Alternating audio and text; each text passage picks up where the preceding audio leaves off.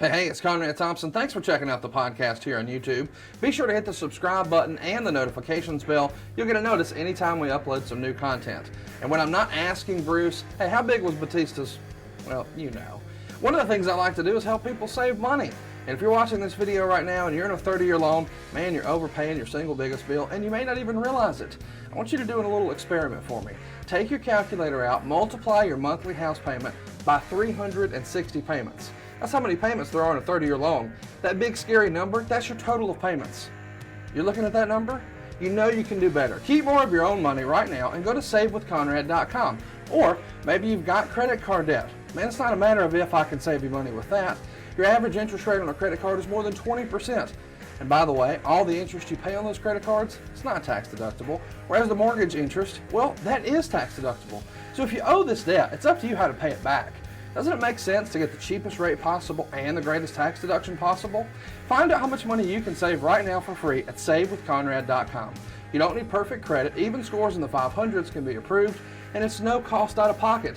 But maybe best of all, we're licensed in more than 40 states. We can help more families than ever before. But how much can we save you? Find out right now for free with a quick quote from savewithconrad.com.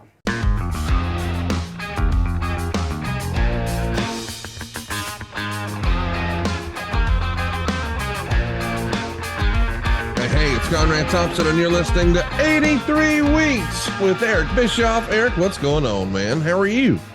I'm doing great, Conrad. On my way to Toronto here in a couple hours, so that'll be fun. By the time this episode drops, I will have already made my appearance on Sunday night in St. Catharines, Ontario. So in advance, I'd like to thank everybody that promoted the event and came out to the event. I'm really looking forward to it. I haven't been to Toronto in years. Man, I've never been to Toronto, but I'm jealous. I've always wanted to go and hope you have a blast. I somehow feel like you will. It's like Eric Bischoff knows how to have a good time. Eric Bischoff knows how to find great restaurants in a great city known for great restaurants. So I'm going in early intentionally just so I can just walk around and find a good sushi bar or maybe some Indian food. I'm craving Indian food. When it gets cooler out, like it is now when the fall comes and winter's here. That's your go-to. Really love me some butter chicken. Okay. You know what else you love? Stirring the shit. Over the weekend, you couldn't help yourself and stirred a little bit of shit up. I love it when you do it too. I don't know if you saw, but Tony Khan went on Busted Open and was pretty critical of your criticisms, saying that some of the matches that happen in AEW just don't make sense. Why is this match happening? And he gave you a pretty big compliment and said, Eric did that better than anybody. The randomness of some of the matches he put together, like Randy Savage versus Bobby Eaton, made for a fantastically fun Nitro. He's clearly a big fan of some of the stuff you did in WCW, but didn't really like the criticism. And I can understand that. Do you, in hindsight, I mean, did you have a chance to see his interview or hear his interview? And what do you think of his comments? No, I didn't see it or hear it. I'm aware of it, obviously, because people kept blowing me up yesterday, wanting me to react, or day before. I think it happened on Thursday, didn't it? I'm not sure. But yeah, he usually goes on Busted Open on Wednesday. Yeah, so it probably happened Wednesday. And, I'm aware of it. And look, hey, I've criticized myself plenty on this show for things that I wish I would have done differently, or things that I've learned subsequent to my time in WCW that I wished I had the knowledge or the instinct or insight that I have now 25 years ago. It would have been a better show. But there were certainly random matches that didn't have any story in WCW. I'm not denying that. But I'm also going to point out, I don't think I ever said in any of my commentary about AEW that I believed that every match should have a story. When you're introducing new talent, or when you've got talent that you haven't really matched up storyline-wise with an opponent yet, but you want to expose that talent. You want the audience to become familiar with that talent. You want to establish that talent. Sure, put them in there in a match, or put people in matches that don't really have story, but use that time in non-storyline matches to give us some real backstory and information about said talent. Make us care. It doesn't always have to be in the form of a storyline, a traditional structured act 1, act 2, act 3 kind of story. So I, if I've ever given the impression that I thought every match on Nitro had a storyline, forgive me now. Never meant to. My issue and my comments about AEW and the creative behind it is really about your top matches that don't have sufficient story or structure, or at least a compelling one. There's always an excuse for a match. There's always an angle, your traditional from the back in the beginning of time, inciting moment that creates a match or creates a storyline. But your top matches, your A, B, C, and D storylines, that's different. And I've seen a lot of matches, a lot of storylines, well, what AEW considers a storyline, that I feel are just nothing more than excuses for a match. They're not well-crafted stories. That's my criticism. It's not a shot. Not making fun of anybody. I'm not trying to belittle anybody. I'm pointing out that I believe in today's competitive environment, with television being what it is, that if you want to pay attention, Tony, build and grow your audience, you're going to have to do it with well-crafted, compelling, well-structured storylines. And I don't see it. I see excuses for matches, and that's not a storyline. So that's my critique, constructive as I hope it is interpreted, but clearly won't be. In fact, here's what I would tell Tony for clarification. Kevin Sullivan, not the subject of today's podcast, not the wrestler, the booker, but the producer, Kevin Sullivan. The TV guy from Nashville. Yeah. And he worked in TNA for a long time, and I worked closely with Kevin for a while. Kevin is now working with AEW, I believe. Kevin Sullivan, I'm pretty sure the last time I talked to him, has a show Bible that we presented to Spike TV before it became Paramount. And we did that on a regular basis. That was something that I felt was absolutely necessary for TNA to do in order to grow its audience. And I would encourage Tony to reach out to Kevin Sullivan, who is under his employ. Ask Kevin to see that Bible, because in that Bible, you will see that the A story, the B story, the C story, and the D story, the top 4 stories that are essentially really driving your business. I had those storylines broken down for 3 months at a time. We presented that Bible once a quarter so that the network was familiar with what we're doing, so the network could get behind what we're doing and knew what they could promote and what they should invest their promotional resources into. And it worked out really well. The thing that worked out best, and you can argue, and I would not try necessarily to defend that they were the best stories in the world. Some of them were pretty exceptional. I think the Aces and Eights story is a prime example of that. You can hate it, not hate it. I don't give a shit. But it's an example of a well-structured story that evolved over time and was a result of the show Bible process that we put together and initiated. Go back, Tony, and look at that Bible and see what I mean about an arc and your top matches, your top talent, having storylines that are engaging. You may learn something. And again, I know that sounds shitty. You may see something that makes you go, oh, hey, we could do that. Oh, I get that. That would make sense. And it actually makes your life easier once you've got everything laid out for 3 months at a time with your A story, B story, C story, and D story. And by the way, let's talk about what's an A story. What makes an A story different from a D story? A D story is perhaps the main event you want to have 4 months from now or 6 months from now. So you're building that talent. You are building your backstory. You're building, it's just like building a house, dude.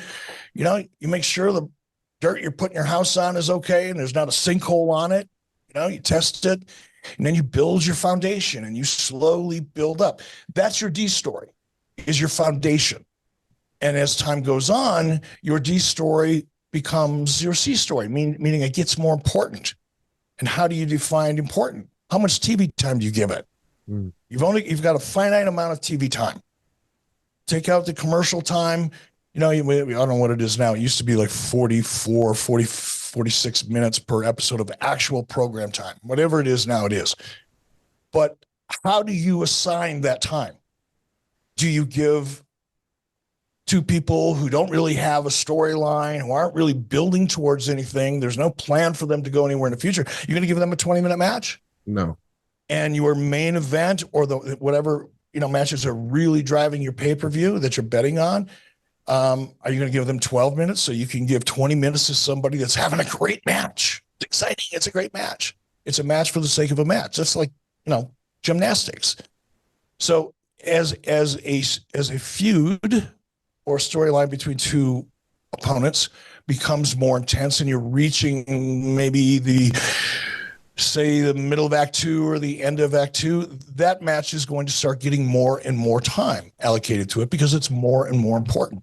So that's what I mean about A, B, C, and D stories. There's just the stories that you're developing, and you have to pick when your A story is probably going to peak within 30 days, 3-4 weeks leading into your next pay-per-view. That's your A story. And unless you have a plan to continue that story because of a disqualification or some other reason why there has to be a rematch, that A story, once you have that pay-per-view, kind of moves down the ladder until you figure out what you're going to do.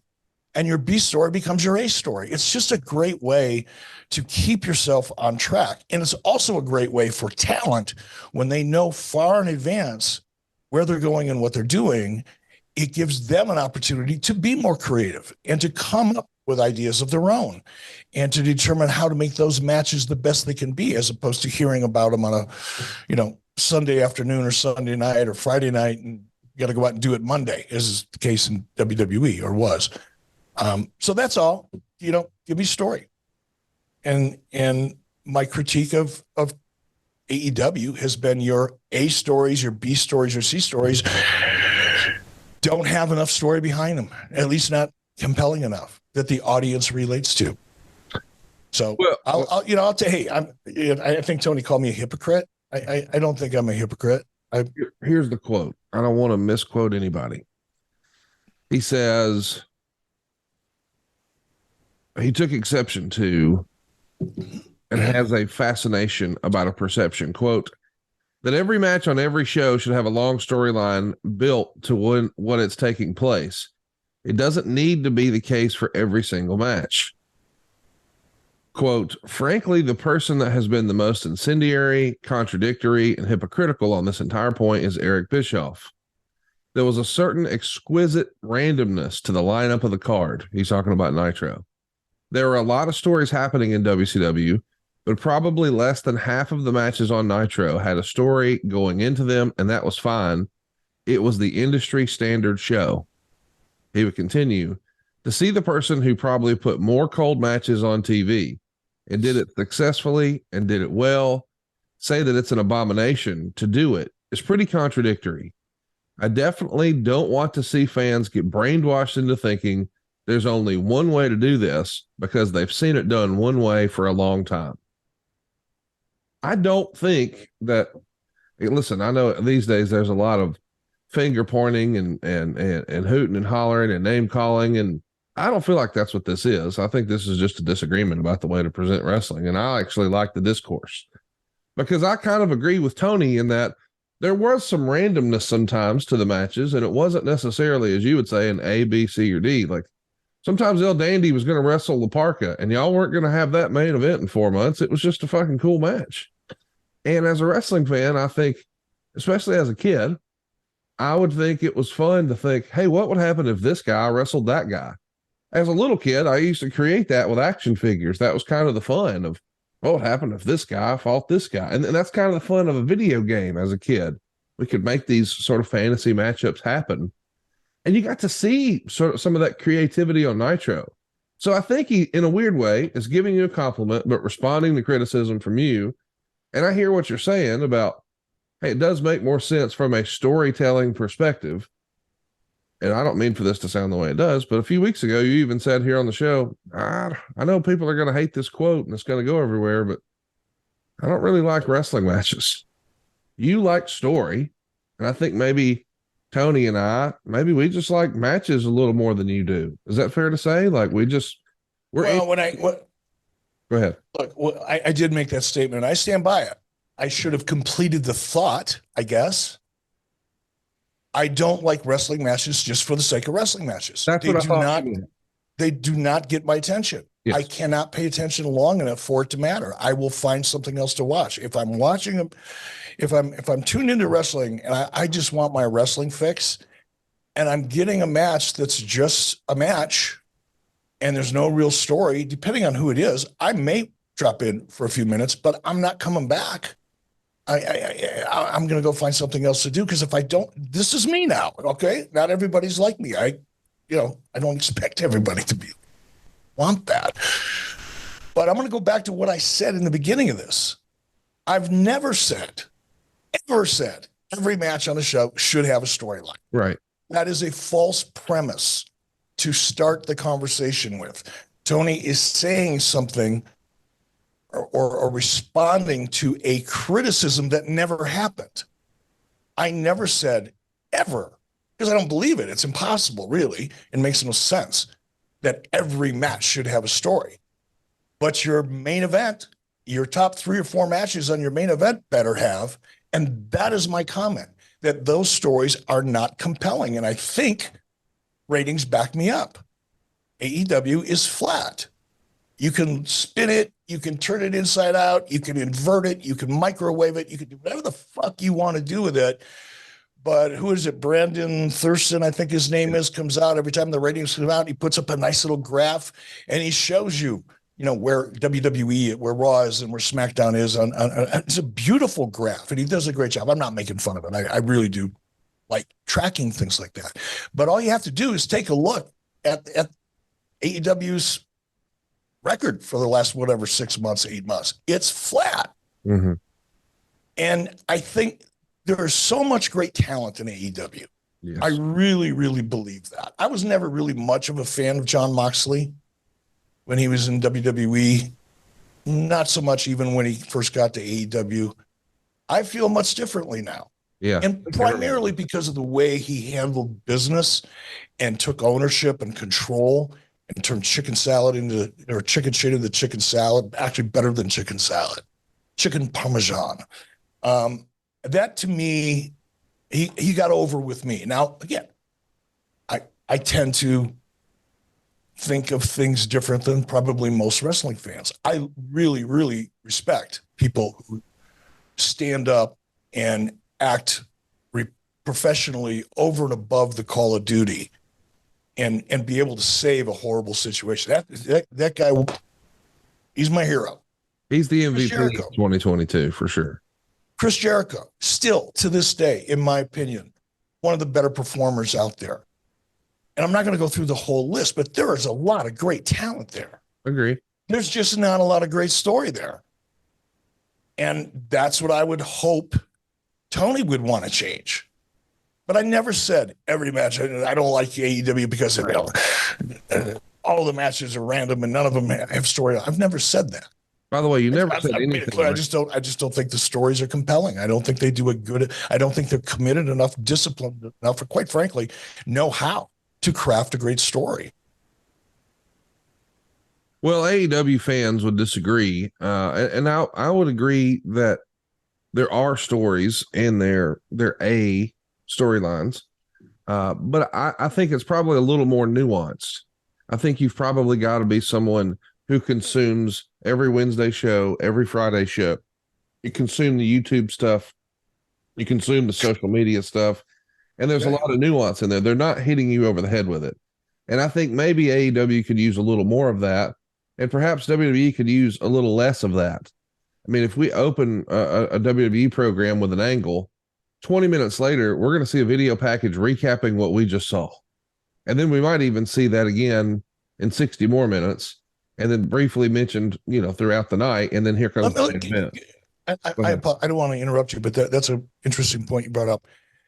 Do you see that on Raw more than you see that on SmackDown? Yes, it's a 3-hour show, so I think there you go. Do it there. There's your answer. Yeah, that is why. And on a 3-hour show, you can't. And this is where I think my point is AEW doesn't do it enough, whether it's a 1-hour show, a 2-hour show. Like, I don't think everyone sees I gave this example a long time ago because it's old news now. But when Christian turned on Jungle Boy, I had heard about that, but I missed the program. But I knew Christian was doing a promo the next week. And in the WWE way of doing things, either before Christian came down the ramp or as he's coming down the ramp, we're going to see clips of that just to sort of fill time and bring everybody up to speed. We didn't get that. We went straight into the promo, but I didn't see the attack. And in the WWE way of doing things, we would have seen a highlight package or at least a clip as he's coming down the ramp, and we didn't get it. And I feel like sometimes that's a missed opportunity, but I feel like that's born out of we have such a huge roster in AEW, and we're trying to get as many people as much TV time that sometimes maybe we do hope that everybody's paying attention, and maybe we rely a little too much on the nuanced storytelling as opposed to, hey, let me hit them over the head with what's going on here. I mean, I think you're right. I think trying to put so many, here's your first problem. My opinion. That's all it is, my opinion. Right. You've got a roster full of great talent, and that talent wants to work. You as the producer, Tony Khan in this case, as the executive producer, essentially, he's going to try to make everybody happy. He's going to try to get as many people on the show as he can at the expense of growing your audience. How much sense does that make? Mm-hmm. It doesn't make any sense. That's the challenge with his roster is bigger than mine was in WCW, I believe. You know, and I don't know what Tony's roster is, so I shouldn't have said that. I'm trying to make a point. In WCW, at our peak, when our roster was stacked, I believe we had 80 to 90 talent under contract, which included people in the power plant, our version of development, right? And we were producing Nitro, Thunder, 3 or 4 shows in syndication. Oh, WCW Saturday Night. We had a lot more to produce. And we still had probably less talent than AEW has right now. And maybe I'm wrong about that. I'm not, because I don't know. Just estimating in my mind. I know what our talent budget was as a percentage of our overall revenues. In 97, 98, let's see, revenues at $350 million. Our talent budget was somewhere in the neighborhood of 90. In 2000, it was 40 million was your talent budget. I just know that because I read a contract this past week or an internal memo. 40 million. Yeah. Okay. 40 million against revenues of 350 million, approximately. What is Tony's gross revenues? We don't know. And we don't know that, do we? No. We spend all kinds of other stuff, but we don't talk about that, do we? Now I say we, I don't mean you and I. I mean, what's a private company? Why would you talk about that? Why would you talk about ratings? Why would you talk about all the other stuff you talk about? Well, because wrestling fans like to track that. It's a fun thing for wrestling fans. Okay. You don't agree with it? I mean, I watch football every weekend. I couldn't tell you what got what in the ratings in football last week. Don't care. Don't think most football fans care. But thanks to you going head to head with Monday Night Raw, fans started to keep up with ratings for the very first time. No, I think that happened. That happened long before head to head. I'm not saying industry people didn't keep up with it, but I'm saying Joe Blow wrestling fan in Sheboygan, he probably didn't know what the Raw rating was. He does now, which I think is kind of silly. But, everybody consumes it differently. So listen, I think we're going to table the Tony Khan stuff. I hate that he was upset with you. And by the way, I don't think you even said those comments here on the show. I think they happened on Conan's show. I could be wrong. But something I am going to bring up, and I know we've gone long already. We are getting to Kevin Sullivan eventually, I promise. And it's going to be a fun show because we both think a lot of Kevin. But man, Eric Bischoff, still a bad boy, still getting himself in trouble. I'm not in trouble. Well, I know. Dave Meltzer's in trouble. There we go. Okay.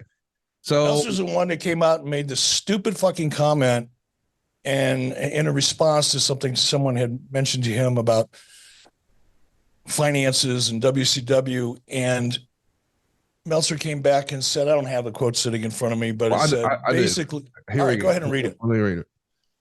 Someone says, what do you say to the assertion? This is a fellow named Chris on Twitter. What do you say to the assertions that Turner were dumping a lot of their losses from other divisions into WCW and others through intercompany allocations? Now, that's something you've talked about here on the program. Yeah, and so did Guy Evans, by the way, who did a significant amount of research and talked to people in Turner Finance that were involved. So there's facts and there's the bullshit that comes out of Dave Meltzer. But I'm sorry. Dave quotes that and says it was actually the opposite of a lot of wrestler pay was figured into Turner movies. And you responded pretty strong. I don't hesitate. I'm trying to find because here's the thing, you doubled down on this, and so you've been tweeting a lot. I'm trying to find the exact one because you came out with some live rounds. Let me see if I can find it. I do that when people lie and make shit up. Well, it gets me a little hot. What a lying POS. This guy has no effing clue what he's talking about. Name one, Dave. A little later, you tweeted, come on, Dave, you made a claim, back it up. Give us some names. Which talent contracts provided income allocated from TNT/TBS? Show us your information. Waiting anxiously. Then someone asked, if he's such a liar and everything, why are you following him? And you said, it gives me great joy to expose this creepy fuck for what he is. You retweet a very rude Halloween costume thing about my pal, Dave. And then you quote someone else's tweet when they're talking about Brett. And you said, well, let's see it and show us any language that suggests from the phantom contract include any references to money allocated from any other Turner division to help fund it. The idea is you're doubling down and saying, nope, he's full of shit. I want to mention Dave did respond and said Brett's 1996 offer that you claim was never made, yet he had the contract in his hand and described it in his book and interviews, and you acknowledged until 20 years later, changing the story. So he's really coming after you saying, no, it was a Bret Hart thing. I want to see it. I just, look, I know what he said. I know what I said. We can talk all morning about the Twitter exchange back and forth. I'm just catching up. Here's a fact. Dave is making that up. There was never, ever, not even a conversation between Brad Siegel and myself or Bill Burke. Brad Siegel was the president of TNT. Bill Burke was the president of TBS. And by the way, TBS wasn't doing original movies at the time. TNT was. There was never one syllable of an exploratory conversation about somehow having TNT, much like Viacom did, by the way, for TNA. But there was never even a conversation between myself and Brad Siegel or Bill Burke or Ted Turner or Harvey Schiller or anybody about using TNT budget, a movie budget, to offset expense for WCW. That never happened. That is Dave making shit up. Now, maybe he's making shit up because he relies on secondhand information and thirdhand information, or he believes whatever anybody tells him. I don't know. I don't know why he makes shit up, but I cannot emphasize enough how ridiculous that is on its surface. Number one, and this is why it's silly, and this is why it pisses me off a little bit. First of all, if indeed, let's say talent A, talent X, whatever you want, no name talent, high profile, somebody WCW I really wanted on my roster, but was not in my budget. I couldn't do it. First of all, that didn't happen. If I wanted it, I could do it. So there you go. But let's just pretend, for the sake of dissecting this tripe, that a situation occurred and I looked at my budget and went, wow, this guy wants $5 million. I've only got 2.5 left in my budget. How the fuck am I going to do this? Hey, I know. I'll pick up the phone and I'll say, hey, Brad, I got this talent. I really want him on a roster. It'll be good for the show. But I can't afford him. Will you help me? Will you take some money out of your budget and just give it to me? So that down the road, somewhere down the road, maybe you can put that talent in a movie. That's a fantasy. That's a one-person circle jerk of a fantasy. It never happened. And there's nothing Dave can say that's going to change that. He can make up whatever shit he wants to try to dig himself out of this hole. And it's never going to work. It never happened. Now, were there cases, and certainly in Brett's case, whether it was in our first conversation in 96 or when he actually showed up, just like I did with Hulk Hogan, by the way, we make movies here, dude. TNT is making original movies. And if there's an opportunity, we're going to try to get you in it because that's good for WCW. It was good for TNT. By the way, these are TV movies, not feature films. Let's be clear about that because there's a difference. But did I have conversations about potential? Let me emphasize for all of the people that like to, jump on Twitter and twist my shit around. Were there conversations with various talent? By the way, Sting, WCW funded a feature for Sting called Why Men Commit Crimes, I think is the name of the feature. I was the executive producer on it. I paid for that. WCW paid for that. So sure, there was conversations about movie opportunities. And I'm not going to say I didn't, but that was kind of like dangle the carrot over here. You got a wrestler that wants to be in movies. We make movies. Brad Siegel was very cooperative in that regard. Sure, those conversations happened, but to suggest that we were bearing, because that's kind of a nefarious little bit of a shell game, implication that we were using somebody else's budget to help fund WCW is a lie. It's a flat out lie, period. End of conversation. The more he tries to defend it, the more I'm going to triple down on it. It makes no sense. Here's the other thing.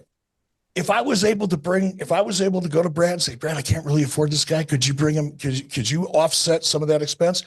I'd be proud of it. It's not like something I would be embarrassed about. In fact, I'd kind of pat myself on the back for that one. If I could get somebody else to help pay some of my freight, reduce my overhead, so my bottom line looks better, yes, that just makes me a smart fucker. And taking advantage of resources. So it's not something that I would be embarrassed about or try to hide. I'd probably brag about it. But it didn't happen. It never happened. It's typical of Dave reporting a lie when there's just absolutely no basis for it. He's just making shit up. And it comes from Dave's disdain for me, for WCW, probably dating back to the beginning when Dave, along with everybody else, Nitro going head to head with Raw. Bischoff doesn't know what he's doing. It's going to be a disaster. This is stupid. Hulk Hogan sucks. This company's never going to go anywhere. I mean, Dave buried us for forever prior to us turning things around and becoming the number one wrestling company in the world for a while. I don't know, but I have no idea why he makes that shit up. He has needs. Let's put it that way. Let me say this. He has needs to be loved. He has needs to feel, he has a need to feel like he's an important part of a business that he has no business being in, and obviously never has been. But he has that need. And I guess that's why he makes shit up. I don't know. I'm not mad about it any longer. I mean, I was hot yesterday. I was fired the fuck up. I was actually having a good time. Mrs. B took off. She went out to LA to be with our daughter, and I'm leaving obviously later on this afternoon or this morning. And I just had some time. I had my friend of mine is building basically an airplane hangar and a big metal steel building. And I had to help him finish that up yesterday before the weather got bad.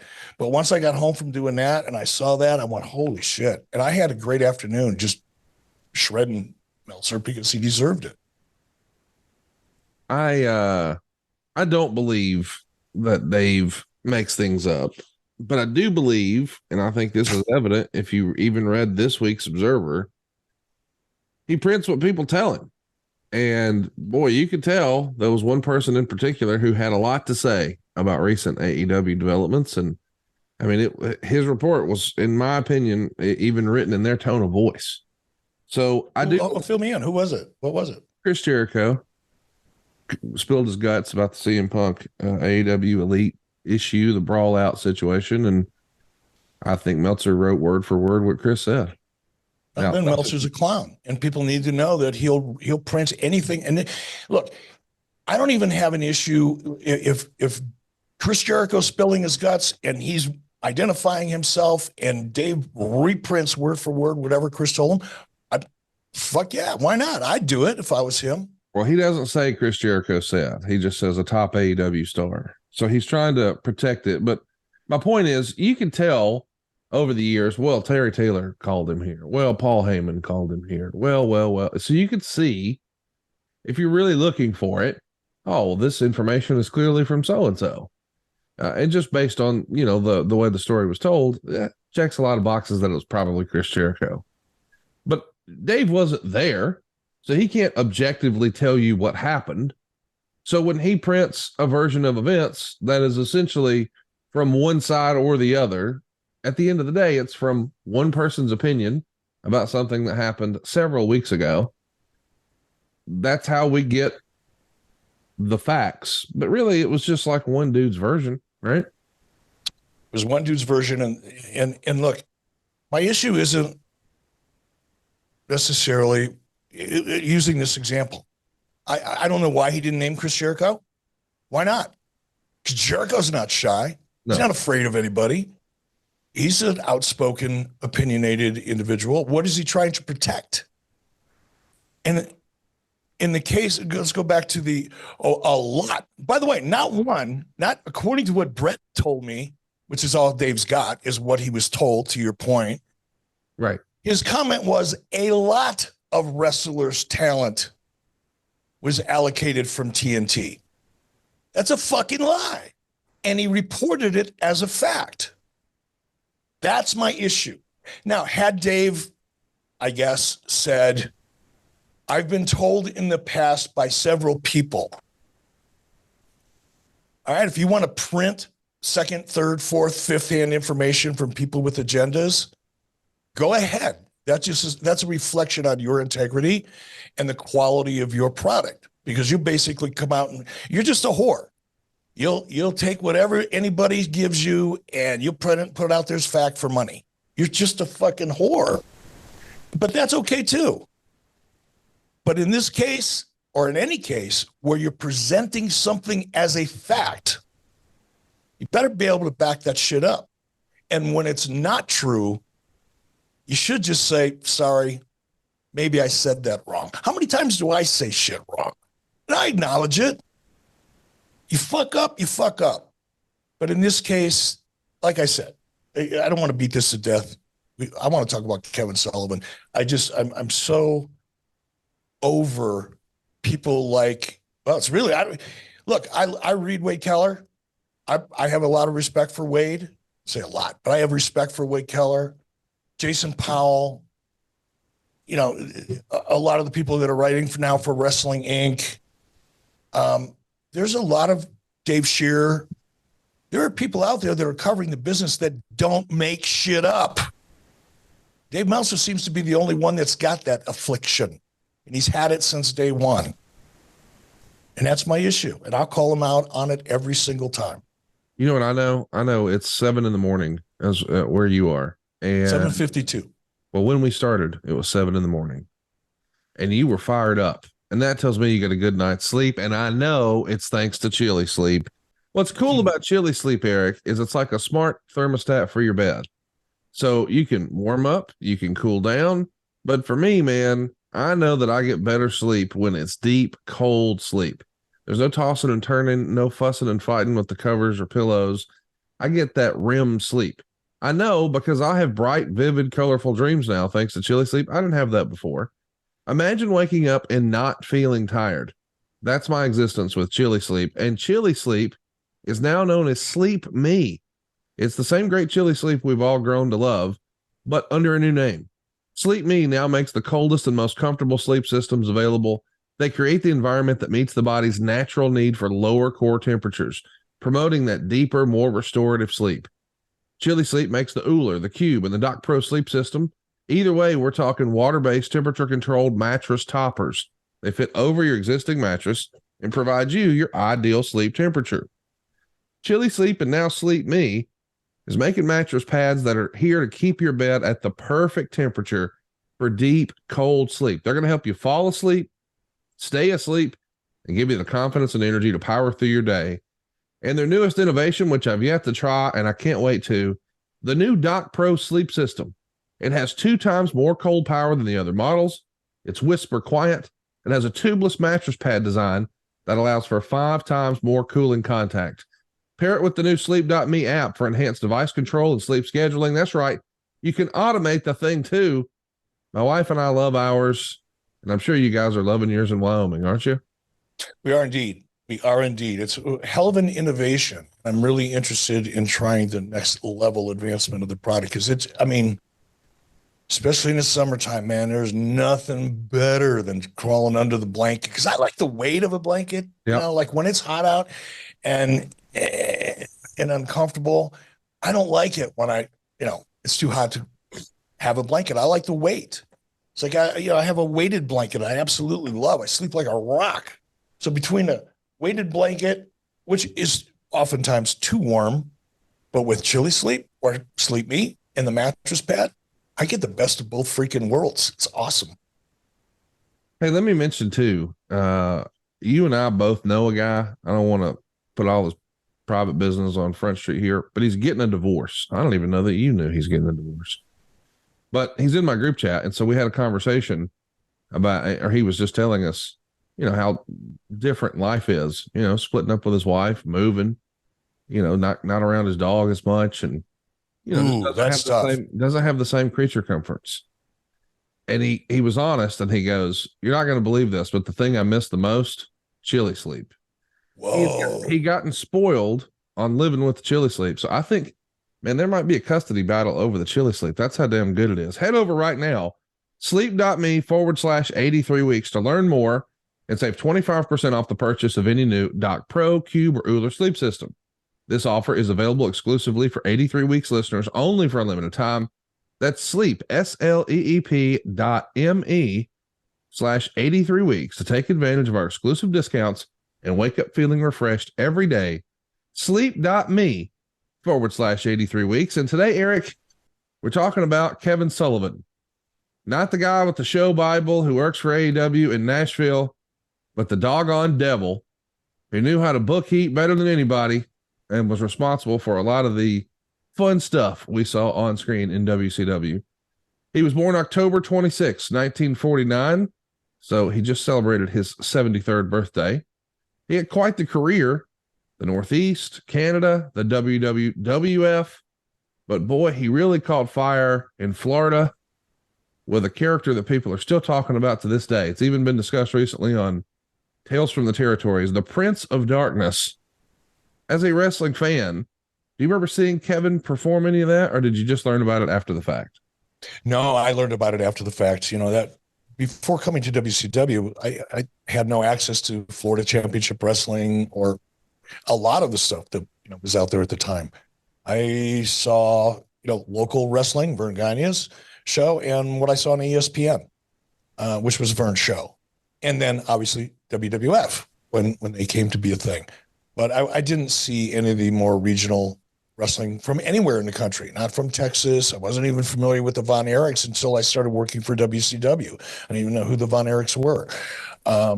So no, I didn't get a chance to see. I have since, Tales from the Territories I watched that episode, by the way. Really, really enjoyed that episode a lot.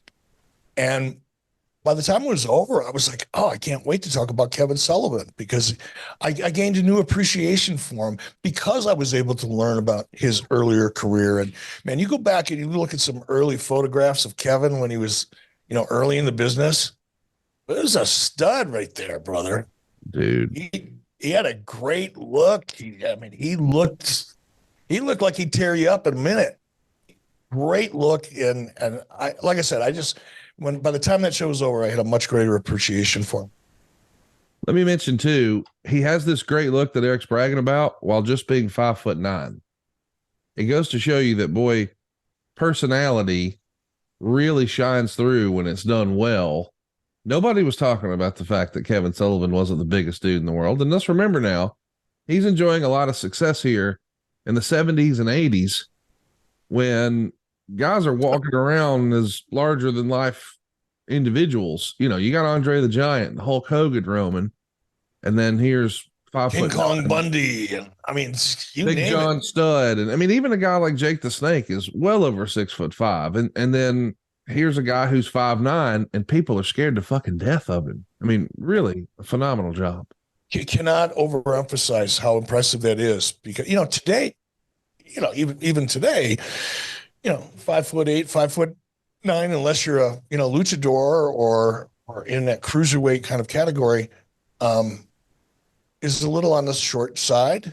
But back then, in the 70s and the 80s, it's just amazing to me that he did as well as he did. Not amazing because he's an intense guy and he was committed, but it was so impressive, really. Kevin was programmed and teamed with so many different stars in these different areas. He's going to hold the Florida tag team titles with Mike Graham.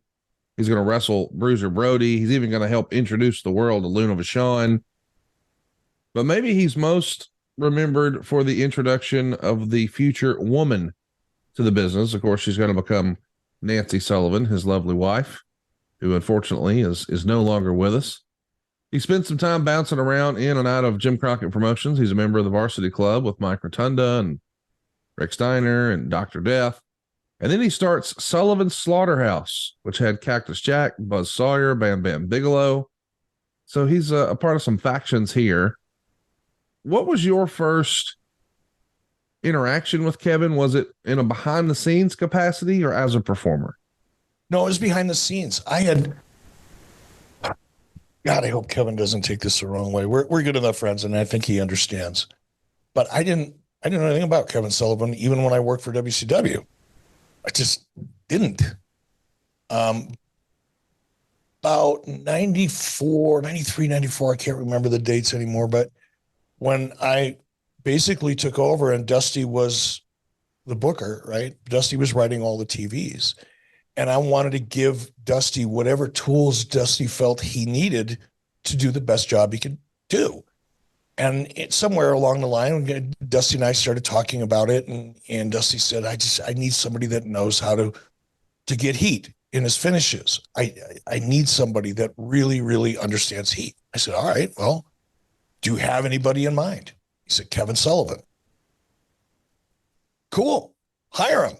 If he's your guy, and you know him and you've worked with him and you feel that he's going to fill that position, creatively with you, and you'll be able to, collaborate and get better product and get that heat, the element of heat that you're looking for. If he's your guy, tag him in. What are we waiting for? And I met him subsequent to Dusty bringing him in to help book. So that's 1991 when you guys first crossed paths. He has some disagreements with Jim Herd, which feels commonplace, and winds up leaving for a bit. He comes back in January 94, which is what you're laying out. And he was wrestling for both ECW and WCW at the time. And as you said there, Dusty is on his way out of a creative position, and now he's back. So when he comes back, he, being Kevin Sullivan, pronouns pal, he actually teams with his brother, the former Equalizer, now Dave Sullivan, to feud against Cactus Jack and Max Payne. Man, just the idea of cutting loose Kevin Sullivan and Cactus Jack, that just, there's going to be some violence, right? Yeah, and not to be a dick here, but I didn't meet Kevin in 91. He must have come in and gone out before I really Right. got started there. So it might have been, within a year. And if I did meet him, I certainly don't remember it. It was 94 for me, but yeah, Cactus Jack, Mick Foley, along with Kevin Sullivan, there's a combustible package. While Dave Sullivan's injured, Kevin and Cactus Jack are put together to actually win the tag titles from the Nasty Boys at Slamboree 94. That combination, man, what an all-time great tag team that could have been if it had more legs. I mean, these are not necessarily guys you would look at and say, well, they should be tag team partners, but their style of wrestling and the promos could have been amazing. And Mick has told the story before that his plan was to sit out the rest of his contract, but Sullivan called him up and let him know that he needed him, brother. And of course, Sullivan's on the booking committee very quickly in 94. And they get the band back together. They do lose the tag titles to Paul Orndorff and Paul Roma at Bash of the Beach 94. They're going to split up. And then Sullivan actually defeats Cactus Jack in Mick Foley's final WCW match. It's a loser leaves WCW match at Fall Brawl 94. I mean, these are some really fun matches that Sullivan's putting together here. And a lot of folks probably think by this point, his career's on the downhill slope, but he could still do it in the ring, could he not? Absolutely. And again, with Kevin was never, well, I shouldn't say never. In my experience, when I became familiar with Kevin and he was working with me and working in the ring as well, his style was not my cup of tea necessarily. That brawling style has never really been something that I've been a fan of, even before I got into the business. I was more of a Billy Robinson kind of a fan and a Nick Bockwinkel type of a fan, Kurt Hennig early on. Kevin was always more of a brawler, not necessarily my favorite dish. But as I've said many times on the show, I was of the frame of mind and the belief that just because I don't like something doesn't mean the audience won't. And for the portion of the audience that came into our restaurant to enjoy our buffet, and that audience member loves that hard-hitting, violent, vicious style of wrestling, who better than Kevin Sullivan or Mick Foley for that matter? He was great at what he did, and a lot of that was because of his character, and he was believable. Now, some of the stuff that Kevin did, I really creatively, I had to bite my tongue because I just wasn't into it. The Dungeon of Doom stuff we'll get into, I'm sure, but because it was just too over the top at a time when that type of character or faction was just dated. But nonetheless, when it came to, go back to the Chris Benoit, Kevin Sullivan series of matches that were fucking brutal. I've been in bar fights that were less brutal than those. It was insane, but there was a portion of the audience that really liked that. How difficult is it, or is it difficult? Because we've read as wrestling fans that it could be challenging, lack of a better word, to have a guy who's involved with creative, but also still active in the ring. Yeah.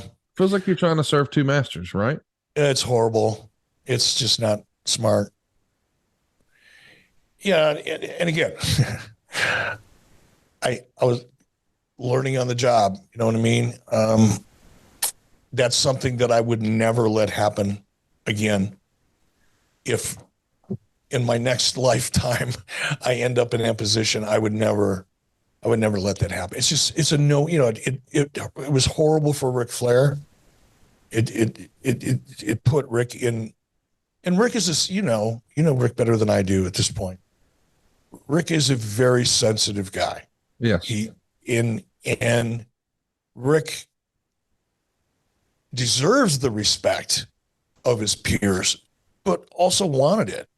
And when you put a guy like Ric Flair or Kevin Sullivan, anybody that's on the booking committee and whose careers are being held in the palms of their hand, it's such a conflict of interest that it eventually will blow up, and did. It did with Rick. It did with Kevin. Kevin Nash, again, found himself in that position towards the end of 99 while he was basically trying to help me because he could see where my head was at. But once he did that, again, targets on his back. Everybody's hating you. Everybody that's not getting exactly what they want hates you. That's a tough spot. How does Kevin do in that environment? I mean, he obviously has a creative mind. He's been involved behind the scenes in some of the different territories like Florida. And so he's proven to be successful as a creative mind, and he's proven to be successful as far as a compelling in-ring character and a draw who can put forth great matches and tell great stories in front of the camera. But now he's doing it at a really, really high level. This isn't just a territory. This is a big brand owned by Ted Turner, a national company with television, international television. Is that something that that he was comfortable with rather quickly, or do you remember there being a learning curve of sorts? No, I think Kevin came in with some ideas. My recall on Kevin when I first started working with him when he was working under Dusty. And again, I wasn't involved on the day-to-day creative when Dusty was there. Keep that in mind, please. But my exposure to Kevin and my conversations with Kevin early on indicated to me that this was something he'd given a lot of thought about. It wasn't like he showed up and said, okay, well, what's my job here? What do I do? He hit the ground running. And I think that had a lot to do with just the relationship between Kevin Sullivan and Dusty Rhodes. That was a good working relationship. If I could go back and try to make something work that didn't quite work out, I would really spend some time trying to work that one out, because I think the combination of Dusty and Kevin Sullivan had the potential of being magic. Talk to me a little bit about when Hulk Hogan comes in, because we know 1994 is not only the year Kevin Sullivan is going to become more involved creatively, but it's also the year you land Hulk Hogan. And you've admitted here on the program that Hulk needed to be comfortable. You could get past the money and the miles, the dates, what have you. Those terms are easy, relative to he just needed to feel comfortable with who he was working with. And a guy like Flair represented someone he was comfortable working with, that he trusted, that he knew how to help present the Hulk Hogan character. But when Kevin Sullivan is also helping book and steer the ship, and then he puts himself in a promo with the top star, I could see how some of the guys in the locker room might have been, oh, wait a minute. Now, I recognize this is the guaranteed contract era of WCW. So it's not as if everyone's being paid on the house. So whether you're working in the main event or working in the opening match probably doesn't affect your income. But in an old school way, everyone is still jockeying for better positioning and wants a better spot, brother. Was there any pushback on Kevin Sullivan booking himself with Hulk Hogan, or did everyone understand Hulk Hogan really trusts Kevin Sullivan?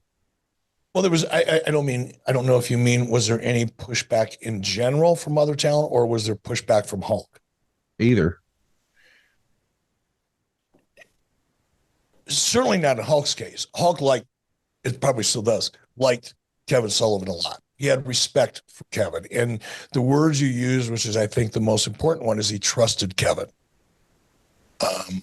And that probably goes back to Florida and Hulk knowing of and working with and just being familiar with Kevin Sullivan.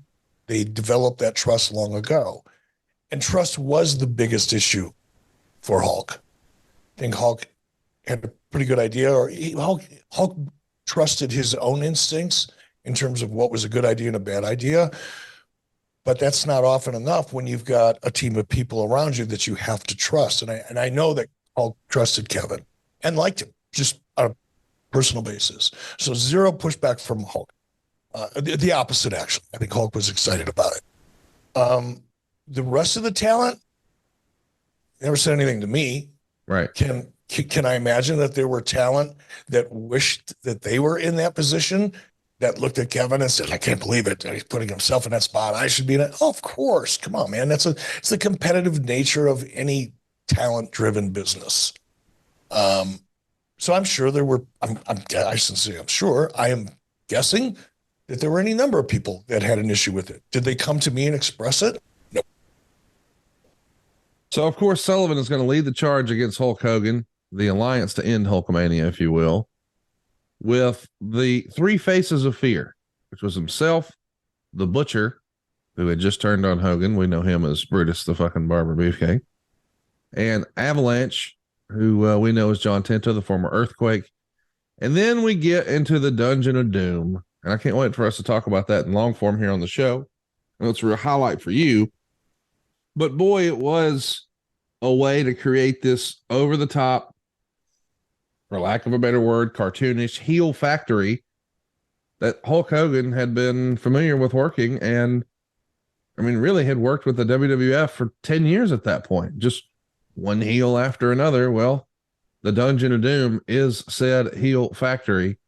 This is all born out of trying to get Hulk comfortable with WCW, no? Hulk was comfortable with WCW. I think once he committed, and especially after the first match with Ric Flair, I don't think there was any discomfort with Hulk, but it was like, okay, what do we do that he's excited about, that Hulk's excited about, that we think will work? And again, going back to the trust thing, Hulk trusted Kevin. He obviously trusted Beefcake. Tenta. I think he loved Tenta. These are all people that he was comfortable with, that in the past Hulk had success with to one degree or another. And I think I think when we go back and we look at people that were in creative that had a tremendous amount of success at any given point in that aspect of their career, and they find themselves in a new company or in a new opportunity, I think it's probably human nature and professional nature to go back to what's worked in the past. The challenge is you got to know when it's too far in the past, or know if the business has evolved to a certain point or a certain creative formula just won't work anymore. I think that's where we probably dropped the ball in trying to continue with the formula that, as you said, worked great for 10 years, all these big, larger than life characters and over the top, very animated character that all worked for WWE and it worked for Hulk Hogan, but the business had evolved. The audience had evolved, and that cartoonish heel factory just wasn't clicking. It wasn't horrible, but it wasn't growing the audience. Here we go again. We were flat. It wasn't going anywhere. Why? Because we weren't coming up with anything compelling. We didn't evolve our own product. We didn't meet the audience's expectations. So we had our, hey, we're the highest rated show on TBS, Saturday night, WCW. Yay, we get better ratings than this. We get better ratings than that. Didn't mean a fucking thing because we couldn't draw flies if we rolled in cow shit, stood outside on a July afternoon. The business was bad. We were flat, though. It wasn't until that all changed that it all changed. On an early episode of Nitro, Kevin Sullivan dresses up like an old lady in the front row, throws powder into Hogan's eyes, ambushes Hogan with a walking cane, and then along with the rest of the dungeon, shaves Hogan's mustache, brother. I think he was doing a movie. I think he was doing something. I think he needed to shave that mustache. So that was a story that evolved out of necessity. It is kind of fun to think, though, that this is the same guy who's going to book all the great stuff. Not all. I mean, there was help, I'm sure. But a lot of the great NWO stuff we all knew and loved. And here he is also showing, I can tell different stories, even if it means me in a dress shaving a dude's mustache. That's confidence, brother. It is. I always got along with Kevin. From day one, I got along with Kevin. I liked his personality. And we hit it off. Just the chemistry was there. But I think one of the reasons is Kevin had no fear. He was fucking fearless, professionally and probably outside of the business as well. He just had no fear.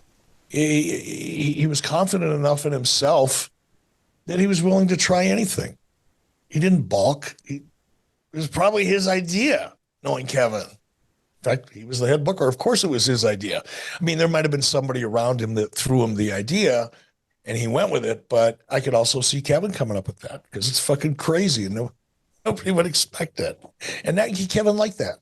He liked he liked to surprise the audience. Well, let's show his range and how else he surprised the audience. The Pillman crazy angle, the whole "I respect you, Booker man," loose cannon stuff. He's a big part of that. He's had a lot to say about this. Quote, "The crazy angle came about because they were good friends and he had noticed how intent Brian was outside the ring. He was not a bad guy, but he was a heel at heart. And they figured if the locker room bought it, everybody in the crowd would buy it. And the thing that really put it over the edge was that Eric Bischoff held a meeting detailing the do's and don'ts for the wrestlers at Universal. Brian came in late to begin with and then yelled out, 'Does that go for the Booker man too?' When Bischoff was explaining the rules, he's acting as if he's half drunk here. And people come up to Kevin after the meeting talking about what a jerk Brian was and that he should kick his ass. So he knew the gimmick was working if we're trying to, quote unquote, work the boys. And when he was asked, does he regret trying to work the boys? He says, yes. But the problem was they had to work everyone because certain members of the crew would make sure to find out the finishes each night. So this is, I'm not going to say revolutionary, but kinda. It's the first time you're trying an angle like this on a big stage. I'm sure things like this had happened before in the territory days, but for a national property with national television, it's the first time something like this has happened. How on board was Kevin Sullivan with all of this? I think it was Kevin's idea. Yeah. I mean, again, I didn't interfere too much with creative. I was still at that time, I didn't have any confidence in my ability to contribute to creative. So I was about as hands off as someone could get when it came to creative, just because of my own insecurities more than anything else, inexperience. So this is probably all Kevin. Kevin might remember it differently, and I'd be happy to sit down and have a beer and get my memory refreshed. But if someone put a gun to my head or I had to make a bet, I would bet that was Kevin's idea. Kevin and Brian probably came up with it together. We've covered the whole Brian Pillman thing in long form on our Brian Pillman episode. I hope folks will check that out. But it is another piece of revolutionary business that Kevin Sullivan finds himself right there at the center of.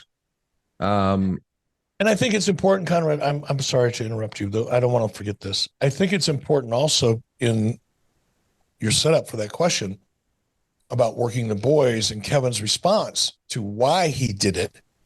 I think a lot of that goes back to the issue that I've always had with dirt sheet writers and people who are willing to feed information to a dirt sheet writer to disrupt, to get their own agenda across, or hopefully get the attention of an executive, or just stir the shit. And it's one of the issues I have with Dave Meltzer is he's a funnel for that. I mean, he's a shit funnel. If you've got some shit you want to make sure it gets out there in print, you want to somehow try to affect, what the audience is thinking vis-a-vis a dirt sheet. Now you call Dave Meltzer because he'll print anything you fucking tell him. And that's more than likely what Kevin was facing at that time. You had to keep everything a secret. You had to work everybody, because if you didn't, you'd be reading about what you're going to be doing next week when you got back to work on Monday. It was insane. And, I'd love to sit down with Kevin and ask him if that was really what motivated him to, quote unquote, work the boys. And it's probably one of the reasons why dirt sheet writers hate it when the boys get work, because then they don't get any information. I like it. Well, there's the famous, or rather infamous, Super Brawl 96 match with Kevin Sullivan and Brian Pillman. And, we know eventually Brian's going to wind up popping up in ECW, getting a release to continue the quote unquote work. He uses it for real. He's in a horrible car accident, still winds up getting a big deal out of Vince McMahon. And unfortunately, just a couple years later, he's no longer with us. He loses his life there in 1997. Listen up, muckerfuthers. If you just can't get enough of 83 Weeks, we've got tons more waiting for you over at adfreeshows.com. Bonus episodes, all the archives with zero, yes, I said zero ads. Plus, we've got interactive events and experiences with yours truly. You can ask me anything, chat one-on-one during our live locked and loaded events. do yourself a favor. Right now, Google the internet, and you won't find a better value in all of wrestling. Come on, man. You can't beat it. Join the family today at adfreeshows.com. Let's talk about how Nancy came into the company. Nancy is his wife, and she had been working in WCW before as a valet for Doom and whatnot, even going back to like the Jim Crockett era. So she's now got an opportunity to come back into the company. She had most recently been working in ECW and getting some good press there. Is this something that he pitches, hey, what about my wife? Or does he try to keep it separate and someone pitches, what if she came in? How do you remember Nancy coming into the fold here? No, I think it was Kevin. Kevin just came to me and we talked about it. You know, Ric Flair had a lot of good things to say about Nancy. So there was some internal support. And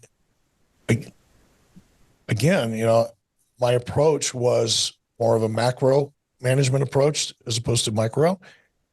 If somebody like Kevin, who I've delegated, now I have confidence in, I'm going to give them all the rope they need to do their job. And if Kevin or anybody else would have come to me and said, here, this is what I want to do, this is why I want to do it, I'm not going to dig through it too much. I'm going to support him until it doesn't work. And then we'll talk about it. But I think it was just Kevin coming to me, and it was just a simple conversation. It wasn't monumental or memorable for that matter. Looking back, and boy, hindsight's 2020. A lot of stuff could have been a lot different. Maybe the world, at least the wrestling world, may have changed forever had Nancy not come into the company here. Nobody would have ever known what was going to happen next. But the story has been, and boy, I don't mean to veer off into a negative territory here, but it is part of the story. A lot of guys believed that maybe Sullivan, quote unquote, booked his own divorce. Got this big storyline where he's going to be involved in a feud with the Horsemen. Starts with the Dungeon of Doom versus the Horsemen. Eventually, it really centers and focuses on Chris Benoit and Kevin Sullivan. They have some unbelievable matches, but behind the scenes, well, things are getting a little challenging. I mean, we're trying to tell a story where maybe woman is going to spend time with Benoit and they're even traveling together on the road. And well, eventually Chris Benoit and Nancy become a thing. Man, as the guy who's running the place, you're in a weird spot here. Are you not? It's an understatement, right? Yeah. It was so, even to this day, you know, I never talked to Kevin about it. You know, even after it was all said and done and they split up, I never tried to understand what happened between he and Nancy. I guess it was so awkward and uncomfortable. I didn't even, and it's none of my business. You know, Kevin Sullivan and I weren't that close of friends where it would be a conversation that would kind of come naturally. It would have been awkward for me to go, hey, Kevin, what the fuck? And what happened between you? I guess maybe it wouldn't have been. I would have felt weird about it though. So I never asked, but it was really awkward. In the beginning, I thought it was kind of cool, you know, because I looked at it like, you know, actors and actresses have on-screen relationships and affairs and do all kinds of crazy shit for the big screen or on television. And then when they wrap and they go home and they live out the rest of their lives. So, you know, the interaction in the beginning, I thought it was cool. Didn't really think too much of it. And it wasn't until a while later when it became obvious that it was more than just an on-screen romance, then it just got fucking weird. And I didn't handle it well. I didn't handle it at all. But whatever happened, happened. I didn't try to influence it at all, which is probably something that I would think differently about today. But again, I let it go. It was weird though. It was very fucking weird. It's weird to even talk about now because we know what ultimately winds up happening in real life. But this love triangle, you would think, you know, I think there's a lot of opportunity for folks to have some paranoia and distrust in professional wrestling. But now go ahead. Sorry. No, I was going to say distrust and paranoia are probably the two fundamental emotions in the wrestling business. At least they were back then. I don't know what it's like today. Probably the same. And usually it's based on storyline, like stuff that's not real, stuff that happens in front of the camera. And now we're involving real families, wives, marriages, relationships behind the scenes. And we're going to continue to tell the story on camera. And despite all that, I've never heard that Kevin ever took liberties, which certainly makes him a professional, if nothing else. But I think a lot of people look back and maybe question the decision or the wisdom. But it's easy to look back, with the benefit of hindsight. Do you recall it ever even being suggested, hey, maybe I need to get Chris and Kevin into the office and let's just sit down and talk? No. I know it didn't happen, but does anybody ever even say, maybe we should? No. Okay. Not to me. Probably should have in retrospect. Do you think anyone at Turner HR had any inclination this was going on, or would this have been below the radar for them? Turner HR at that point in time, is as long as we weren't getting sued or publicly embarrassed vis-a-vis Bill Watts, really didn't pay too much attention to WCW. They certainly would not have been aware of what was really going on, because Turner HR and people in Turner in general, keep in mind, this is like 94. What year is this? What year are we talking about? 96. 96. Okay. More people were paying closer attention to WCW in 96, but for different reasons, because things were really becoming successful. We went from being the division that nobody wanted to having to field phone calls on Friday night, hoping to get tickets to Monday Nitro from Turner executives. But at that point in time in 96, I didn't hear much from HR unless it was a legal issue or a potential legal issue. So they wouldn't have known that what they were seeing on camera was also happening in real life. Nobody in HR would have known that. Let's talk about, it's written at the time that you have met with Kevin and you guys have agreed that maybe he's going to focus less on the in-ring and more on the behind the scenes. And Meltzer would sort of speculate at the time that maybe that's the reason this Benoit storyline is going as long as it is, because Kevin, like a lot of guys, doesn't really want to get out of the ring. He's having a lot of fun.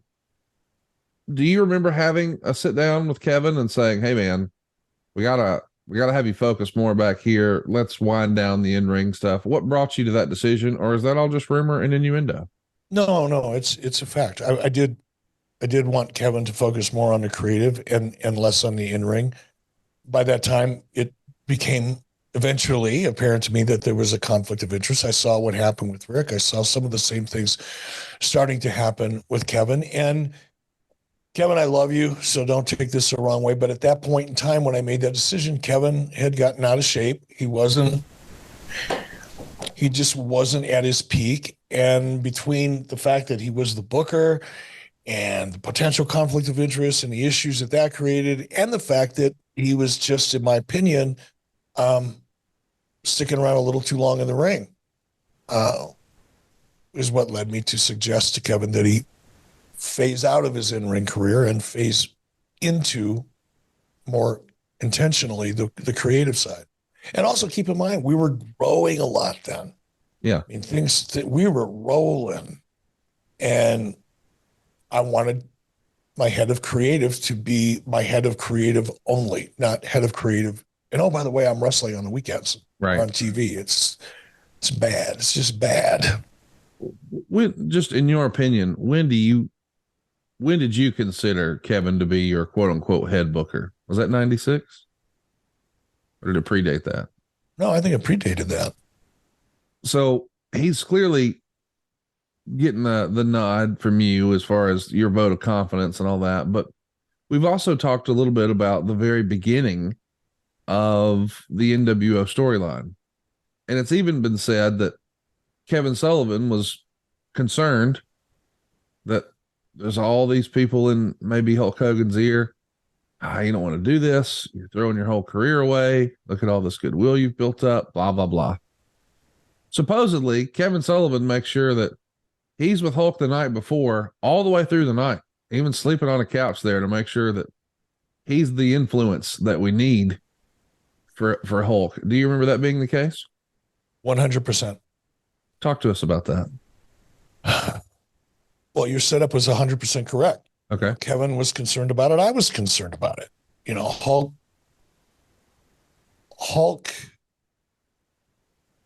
liked to surround himself. When I say surround, I mean not with a large group of people, but he liked, Jimmy Hart because he trusted Jimmy.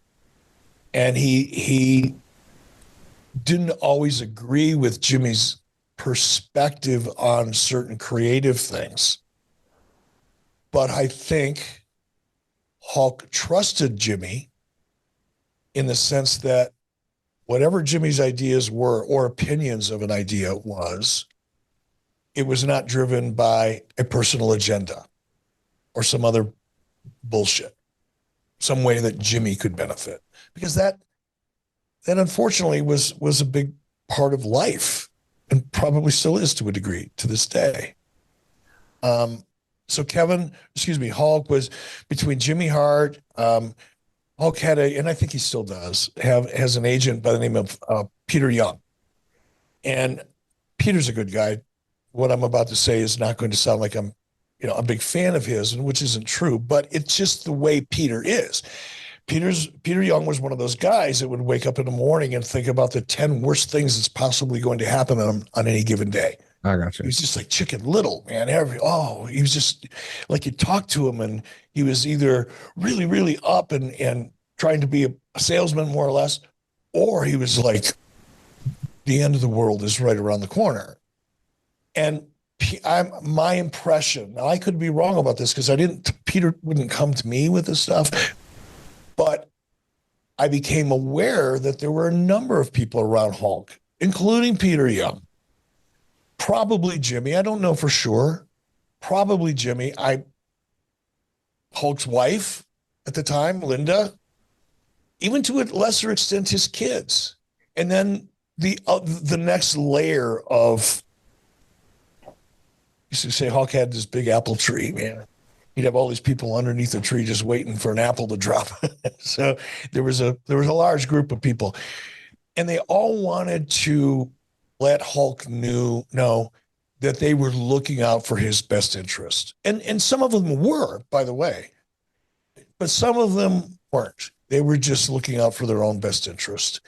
And I knew that there'd be a lot of people pulling Hulk in different directions. And Hulk at the time was quite capable of overthinking just about anything. And once he started overthinking something, he tended to just back away from it. And this was a big enough moment. Keep in mind, a year earlier, I went to Hulk's house and broached the idea of Hulk Hogan turning heel and was summarily, escorted out of the house. Very friendly. Nice. Let me take the beer I was drinking with me. That was nice of him. But basically threw me out. So I wasn't sure that Hulk was going to show up, or I knew he would show up, but I wasn't sure he was actually going to go through with it, which is why I had Sting in the ready, just in case, for this very reason. So when Kevin said, "Hey, I'm having Hulk," I think Hulk stayed at Kevin's house that weekend. He did. Yeah. When Kevin said, "Hey, I'm gonna stay with Hulk full time. He's gonna stay in my house," I was like, thank you, Kevin. Because it left to his own devices, and because of the people surrounding him, pulling him in different directions, and Peter Young going, "Oh my God, I'll never be able to book you in another movie. Oh my God. It was, the sky is falling between he and Jimmy. I thought there was maybe a 50-50 chance that Hulk would decide he didn't want to go through with it. But when Kevin stepped up and said, "No, I'm going to basically have him on lockdown," I was grateful for that. Man, what a fun time. How all it could have been different. Let's talk about the NWO, because obviously it's going to become really the thing that changes the whole industry, not just WCW's business, but wrestling changes forever because of the NWO. And it's been said a lot that Kevin Sullivan was the mastermind behind booking that heat, brother. Set the record straight. What was his involvement? What do you remember his contributions being? Kevin was very much involved. Not necessarily in the original idea. Right. Because I didn't share that with anybody, including Kevin, initially. But once the NWO rolled out, obviously that night in Daytona, 96, Kevin was in the epicenter. I don't know how to put it any other way. I do want to be clear, though.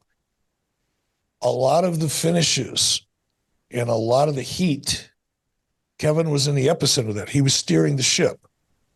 But there was a lot of collaboration at that time. Yeah. Scott Hall, Kevin Nash, Hulk, myself to a lesser degree. There was a lot of support. Kevin had a lot of support from a lot of people, and there was a lot of collaboration. And I don't say that to take anything away from Kevin Sullivan, because Kevin, I wouldn't have been able to pull it off without Kevin, or WCW wouldn't have been able to pull it off without Kevin. But I also don't want to diminish the input from people like Scott and Kevin and Hulk. Well, no doubt it was a collaborative effort, but I guess we should also mention creatively, WCW's at a high. Financially, they're at a high. Kevin's getting a lot of praise, a lot of kudos for all this. But he's also really struggling now with, he's had a major life change. This whole relationship thing. And maybe that was it. Maybe it wasn't. But I think there was a point where Terry Taylor and yourself were really kind of concerned about Kevin and sent him home for a few weeks. Was it burnout from WCW, personal relationship stress, or just a combination of all this? I don't know. My assumption would be, having been in that position, not necessarily with a personal relationship that blew up the way his did, but that is a horrible position to be in. Kevin brought some of it on himself when he was active in the ring, but it is a highly stressful situation. Sullivan was under a lot of pressure. Yeah, as they had a creative, because WCW was rocking and rolling, and we wanted every show to be better than the last. Don't get me wrong, it was fun, it was intense, but it was a lot of pressure. A lot. And I think I'm guessing it's a combination, man. When your personal life, especially publicly like that, hits a wall the way it did. And then you've got the professional pressure that's on you, because that is a horrible job when it comes to pressure, to be in that spot. And, especially when you don't have a large staff around you that is really good, that you can count on, because you're carrying it. It's all on you. And there were people around Sullivan, but some of them were better than others in that respect. So Kevin carried a lot of that weight. Can you elaborate on that? No. I don't want to bury anybody that doesn't deserve it. It just is what it was. I mean, there was a creative team, and some of them were better than others. Some of them were there because they were more concerned about their own self-interest than they were creating a better product.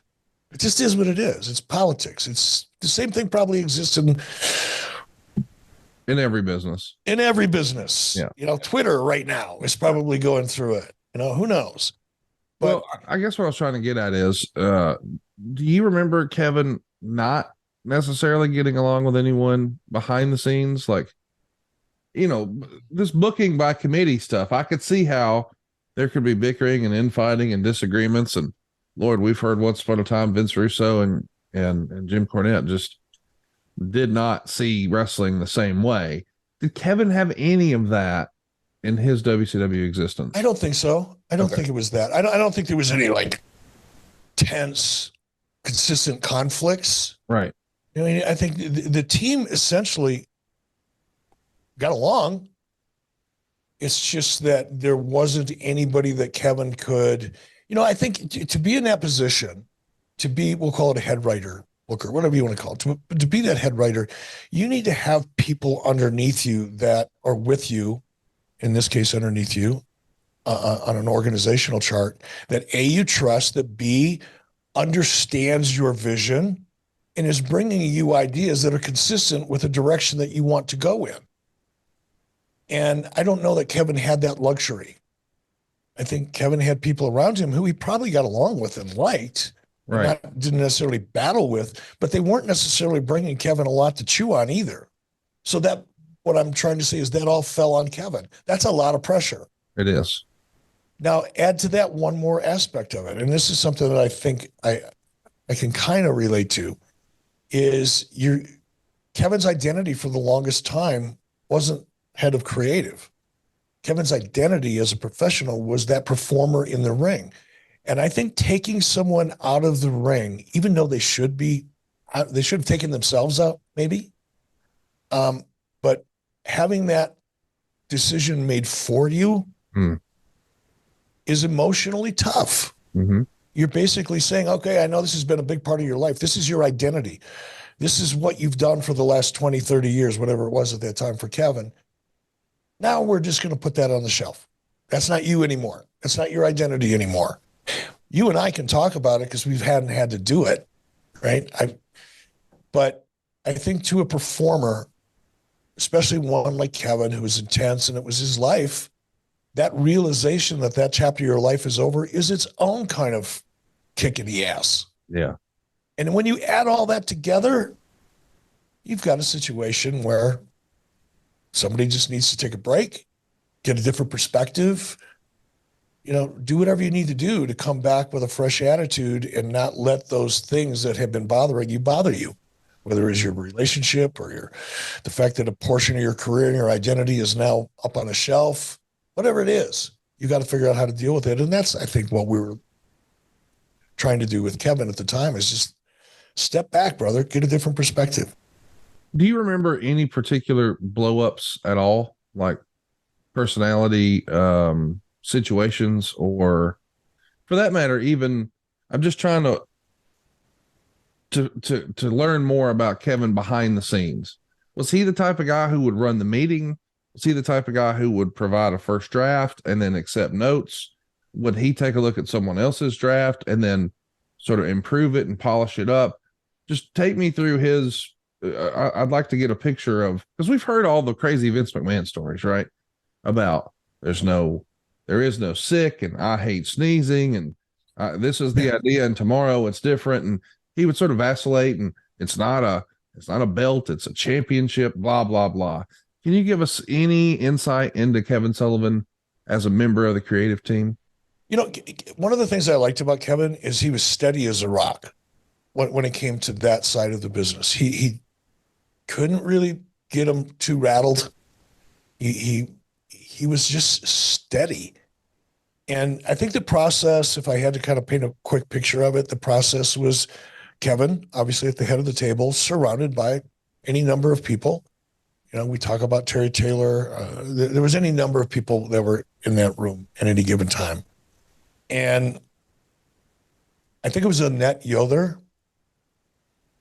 Annette Yoder was there to take notes, listen, keep track of everything that, is being discussed. And as ideas would start becoming more solid and appearing to be something that was going to go forward with, Annette Yoder would keep all of those notes, sit down probably with Craig Leathers, who was more likely a part of that team off and on as well, and then start turning that into a format. And then that format would go to Kevin. Kevin would review it, make notes, whatever it was. It would come to me. I'd make a note, have an opinion, more often than not, sign off on it for the most part, most of it. And then off we go. It was, look, there wasn't, it was nothing unusual or awkward, or everybody got along pretty well. It was not a matter of people not getting along. It was just the quality of the team underneath Kevin that I think could have been better. What was there an idea that he really lobbied for that you just wouldn't let him pull the trigger on, or did he kind of have carte blanche for the most part? Just hey, No, man, I pretty much gave, again, I hate to keep saying it, but I'm a macro manager. Right. And if I've got someone who's my head of creative, I'm going to take Kevin out of it for this example, but if I've got somebody that's my head of creative, I'm going to let them do what they're capable of doing, and I'm not going to interfere with them, because how do I know if they're ever going to be what I want them to be if I'm undermining them along the way? Why hire somebody that you believe in and then undermine them and not go with their instincts or their goals? It just doesn't make sense to me. It certainly didn't at the time, because, again, of my own lack of experience. You've worked with a handful of pretty creative people over the years. Is Kevin the best booker you ever worked with, do you think? I think Dusty was, for me. Dusty's vision was so big and so cool. His idea, and that they didn't all work. We know that. But when you sat down, as I did so often, especially when I first got to WCW, almost exclusively when I first got to WCW, and I would just sit and I would listen to Dusty lay out a story, or when we were in the car driving to an arena or driving to a venue for TV or whatever, and I would listen to Dusty talking about what he wanted to do and what he saw in his head. I was mesmerized, man. He had a great vision. Dusty's issue was finishes and consistency. That's where Kevin came in. But other than Dusty, Kevin's right there for me. And I really enjoyed listening to Kevin. And some of his ideas were really out there, and I just couldn't get with it. You know, I never said no to anything, but I probably discouraged a few things along the way. But I used to love, I loved hanging with Kevin. And we didn't do it a lot. You know, we didn't socialize a lot. He never came over to my house. I never came, although he invited me. He wanted Garrett and I to come down and dive for lobster down on the Keys and things like that. I just never got to do it. But I loved listening to Kevin. I loved his ideas. I loved riffing with him and collaborating with him. I miss Kevin. I want to see Kevin. I know he lives out in Washington or something. I think I saw him on an island. Yeah. Lives on a freaking island, man. I love that. I want to go see Kevin. I want to hang out with him. So I have questions, brother, like you were asking me about, the Benoit Nancy thing, although I don't know if I'd bring that up. Might be too sensitive for him, and still none of my business to this day. But I have a lot of questions that I'd like to know from Kevin. We got to get Kevin to do something here on ad-free shows with us. Maybe we can get some of these answers. You mentioned that Dusty's weakness was finishes. What do you think Kevin's strengths and weaknesses were creatively? Well, his strength was finishes and heat. He was intense. He just had a feel for heat. That's what Dusty told me when Dusty told me he wanted to hire him, and that was my experience with him.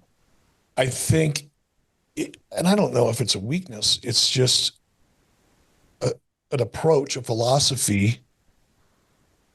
For me, Kevin was just too animated. His ideas were too 70s, too 80s.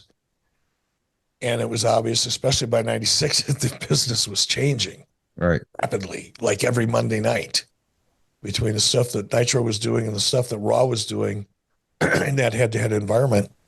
The business was evolving so much. And I think Kevin relied too much on what worked for him in the 80s.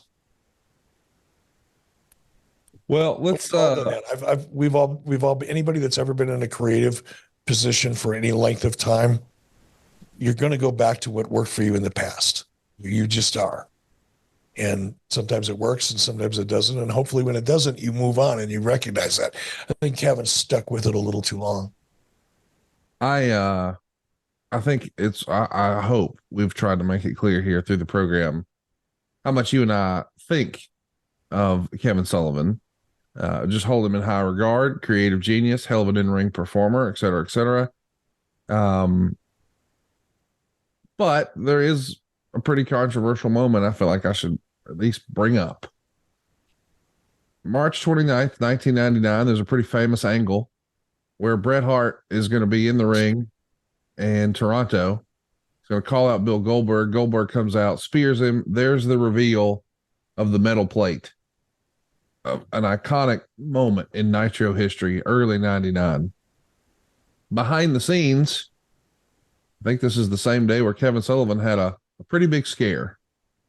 And it's been written about over the years that WCW at the time had a drug scene, a party scene, if you will. And guys like Chris Benoit and others were perhaps partaking a little too much in a new drug at the time called GHB. And it's been speculated that when Kevin had his medical incident and there were paramedics involved, and it's a chaotic scene behind the scenes, that perhaps he maybe had a little too much of that party drug. This is an uncomfortable, awkward position to be in, but here is one of the guys steering the ship behind the scenes, and now we've got a real medical event happening backstage. What can you tell us about that day? Oh, well, first of all, GHB for a long time was available over the counter. At like GNC, right? Yeah, you could go to GNC and buy all the GHB you wanted. I even tried it back in the early 90s. I used it to go to sleep. Somebody told me that if you mix it up, have it before you go to bed, you sleep like a baby. So I tried it. I liked it, and I slept.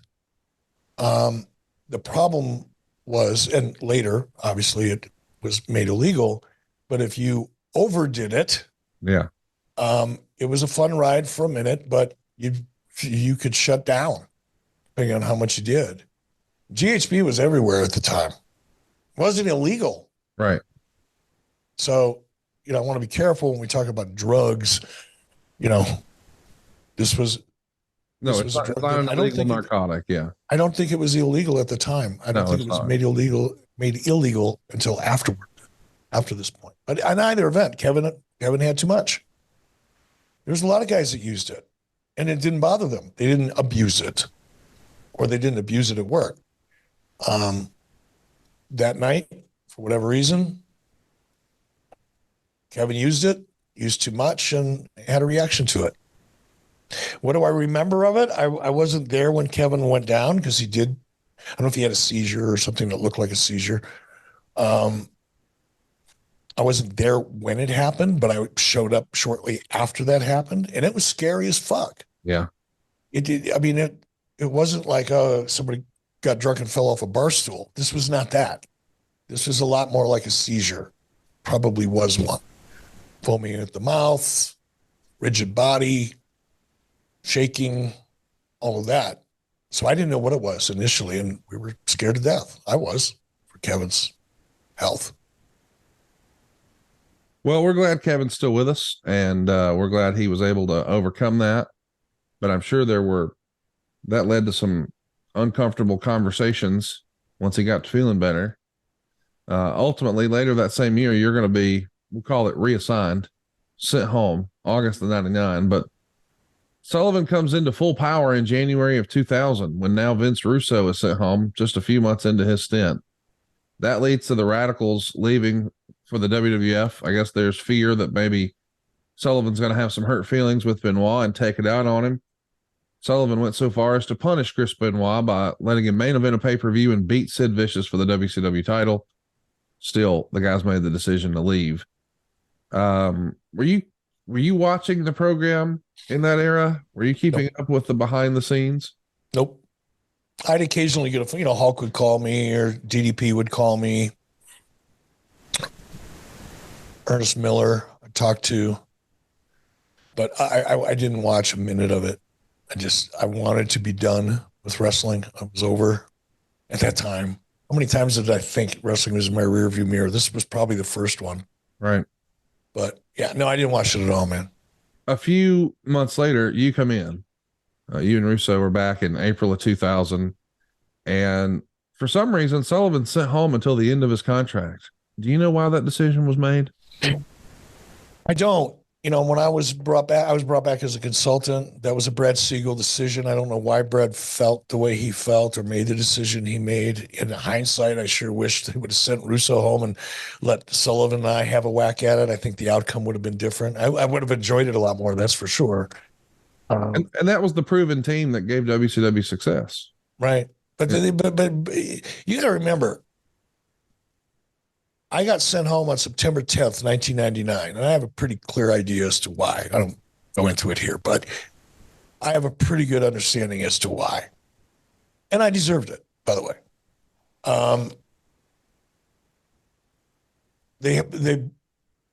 That was a tough decision now. For them to let me go was a really tough, and it came from way high up. I don't know for a fact, but I'm pretty certain it came from a woman by the name of Vicki Miller, who was the head of Turner Finance at the time. And one of those who was hoping that Ted would pull the plug on WCW at some point. But whatever, I was let go. Probably deserved it because I wouldn't play nice with her. But they hired Vince Russo. They hired this guy that sold him a bill of goods. Russo came in, and I wasn't there, so I shouldn't say what he said. I have been told that Russo came in and pretty much took credit for everything that happened creatively in WWE. Right. He was solely responsible for WWE's success. Well, at that point in time, Brad Siegel was desperate, wanted to believe it. And look, Russo could be very convincing, very convincing. Brad made a decision, put all his money down on Vince Russo, the guy that was going to turn everything around, and within about a month or 6 weeks, realized that he made a huge mistake. Russo was under contract. Couldn't fire him. They had just sent me home and then brought me back. Right. Paid me more money to do it. I think Brad was trying to save face. He didn't want to have to go, I hired this guy because I thought he was the guy that turned WWE around. I looked under the hood. There's nothing there. This guy's a lunatic. I can't work with him. We got to bring Eric Bischoff back. Can you imagine what that conversation sounded like in the North Tower? But I think Brad probably just didn't want to have to deal with the fact that he had to fire a guy that he had just hired and he made a bad decision. So it was easier to keep Russo there under me because I was brought back to oversee Russo. Even though I was a consultant, I was there to kind of keep a handle on Russo. And that was an easier decision for Brad Siegel than saying, okay, Vince, I know I just hired you, probably signed you to a 2 or 3 year contract for whatever amount of money. You've only been here 6 weeks. I'm gonna send you home, and you're gonna get paid for the next year or 2 or 3, whatever it was. It was easier just to keep him there and send Sullivan home. And the other thing I think that factored into that, I'm guessing, again, I don't know, I wasn't there, but it kind of makes sense, is that there was a whole lot of jockeying for position. Once I left, and probably that period of time before Russo came in, and even subsequent to Russo, there were any number of people jockeying for position, right? And I'm sure Brad Siegel got an earful about Kevin Sullivan from any number of those people that were jockeying for position. So I doubt that Brad Siegel had a really good idea of just how capable Kevin Sullivan could be, because he'd been fed a pretty negative picture of Kevin Sullivan by others. Are you surprised? I mean, he goes home in 2000. Here we are 22 years later. And certainly he's helped with independent promotions here and there. But are you surprised that he never got a real opportunity with the WWF? That always just was interesting to me, that here's a guy who everybody knows is a creative genius and has value in a booking room and one of the greatest minds in professional wrestling. But for whatever reason, it doesn't feel like he ever gets a serious look. I even asked Kevin that once, and he said he did have a meeting once with Stephanie McMahon, And it was in some hotel suite. WWE's a touring company, and that's where it happened. But she asked him for a resume. And I just thought, what? And I understand WWE's a corporate environment and et cetera, et cetera. But you would think that, considering that she goes on TV and says, well, we were fighting for our life and my dad's business and blah, blah, blah. Well, this is the guy who helped kick his ass. You need a resume from that guy? I just find it interesting that all these years later, Sullivan never really had a stint there. Is that odd to you? Yes and no. I think part of it is Kevin never pushed himself too hard. Right.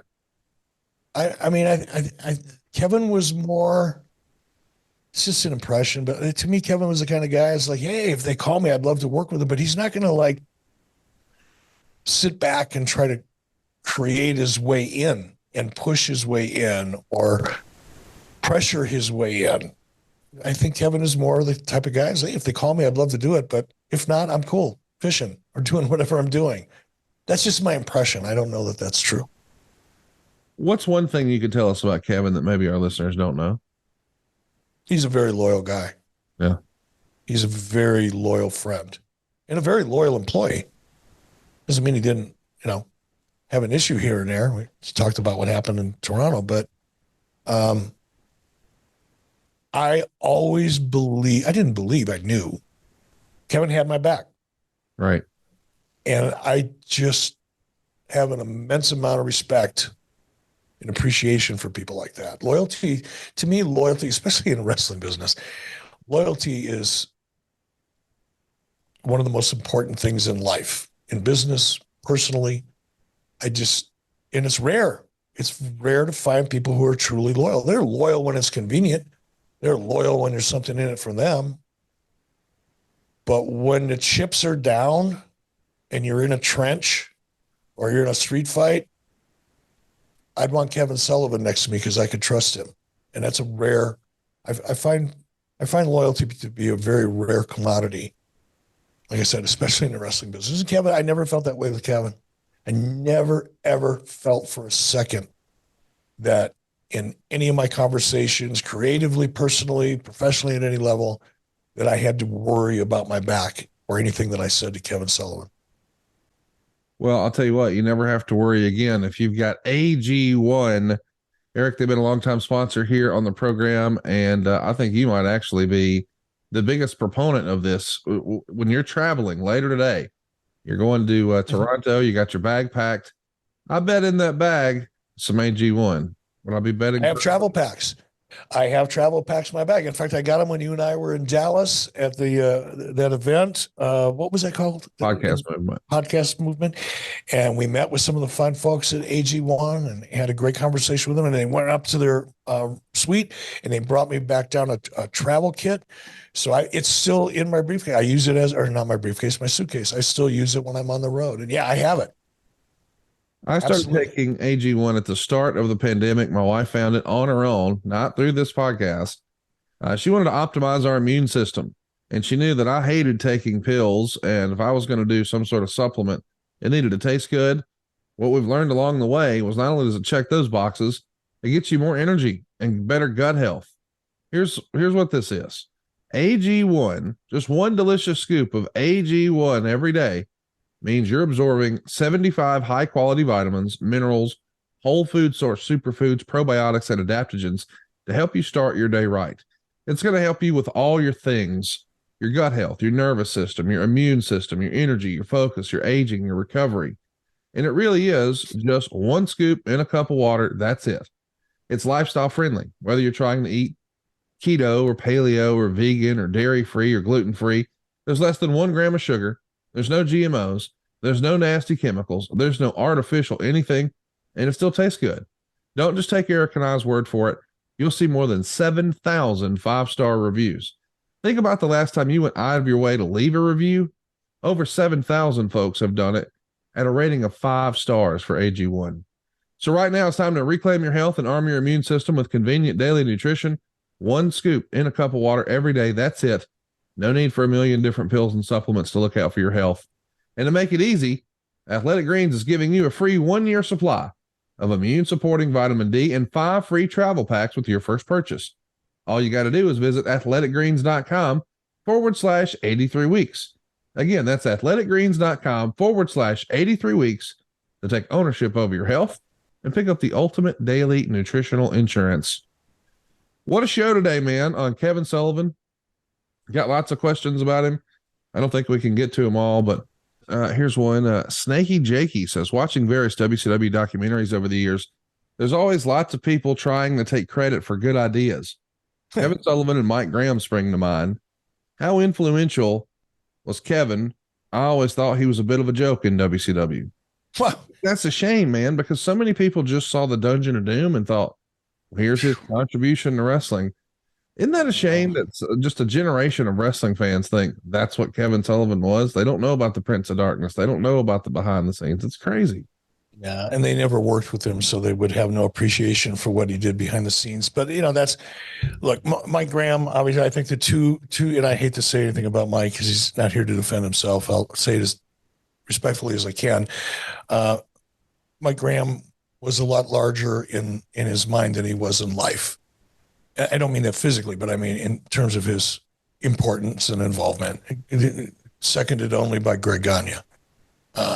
Those two in particular seem to have, Greg does have a knack for taking credit for a whole lot of things they had nothing to do with. But that's not the case with Kevin. I don't think Kevin's taking credit for anything he doesn't deserve to take either all the credit or partial credit for. Agree. Here's one. Scotty, who's clearly aware of the Florida stuff, says, just how satanic is Sullivan? Do you have any off-air examples? How hilarious is that people think, no, that's real, man. He really was a devil worshiper. No, Kevin, if you didn't know Kevin Sullivan, back then, if you didn't know that he was in the professional wrestling business and you just met him on the street or you met him in a restaurant or the shopping center, whatever, a bar, whatever, he's just normal and average. He's just a good guy. The satanic thing that was his character. Wasn't who he is. The Ball Pit on Twitter has a great idea. Can you imagine if Kevin Sullivan was able to cut loose with a guy like Bray Wyatt, what that could look like? Isn't that amazing to think about? Ooh, that would be fun. Yeah, It'd just be fun to watch him in the process, just to be a part of the team. Because I'm sure there's a team of people that are working on that. I don't know how big the team is, but I knew when I was there, there was a couple people in particular that worked together on that character, including Bray, obviously. But it would be fun to just be a fly on the wall and watch Kevin in that environment to see how much fun he could have with a really big, fun idea.